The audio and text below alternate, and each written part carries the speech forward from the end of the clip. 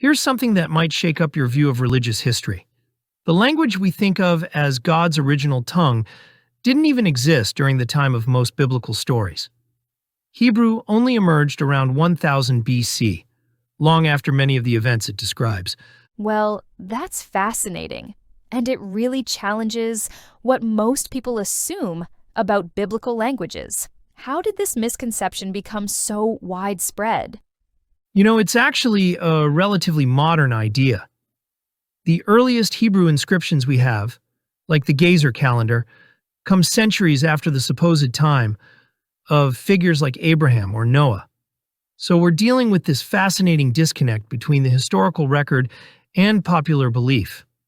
That's such an interesting point about timing. So, what would these biblical figures have actually spoken, if not Hebrew? At best, they would have used some form of Proto-Semitic language, but even that's making some big assumptions. What's really fascinating is how Hebrew gained its sacred status over time. In Jewish tradition, it's called Lashon HaKodesh, the Holy Tongue. And there's this concept that God created the world using Hebrew letters.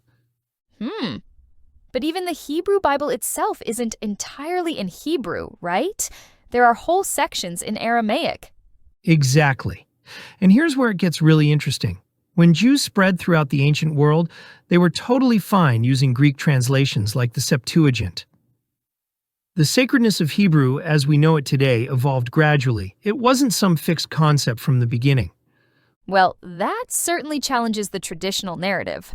How did early Christianity approach this language question? Oh, this is where things take an unexpected turn. Early Christians had virtually no interest in Hebrew as a divine language. They were all about Greek. The entire New Testament was written in Greek, and they primarily used the Greek Septuagint for their Old Testament readings. So when did this whole idea of Hebrew being God's original language really take hold? The real turning point comes during the Reformation in the 1500s. Figures like Martin Luther and Johannes Reuchlin started this back to the sources movement, ad fontes.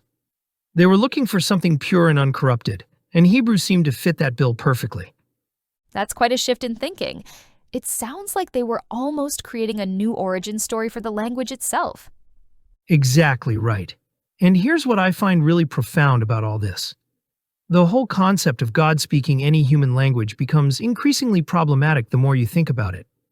I mean, wouldn't any human language be inherently limiting for a divine being?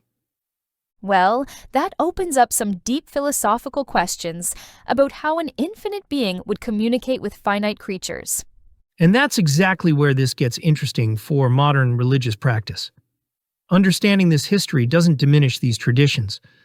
If anything, it enriches our understanding of how human communities have always worked to express and understand the divine in ways that made sense to them. So it's not about finding some original, perfect language. It's about understanding the evolution of human attempts to communicate with the divine. You know what's really powerful about this perspective? It suggests that no one has a monopoly on divine communication. No single language holds the pure version of God's message. It's all about how different cultures and communities have found ways to express and understand these profound concepts. That's quite liberating when you think about it. The beauty of these sacred languages doesn't depend on them being original. It comes from how they've helped people connect with something greater than themselves. And maybe that's the most important takeaway from all this. Throughout history, across all languages and cultures, humans have found ways to bridge the gap between the divine and the human. The power isn't in which language was first. It's in how these languages have helped people make meaning of their spiritual experiences. That really puts things in perspective. Instead of getting caught up in claims about divine origins, we can appreciate how each language and tradition has contributed to this ongoing conversation between humanity and the divine.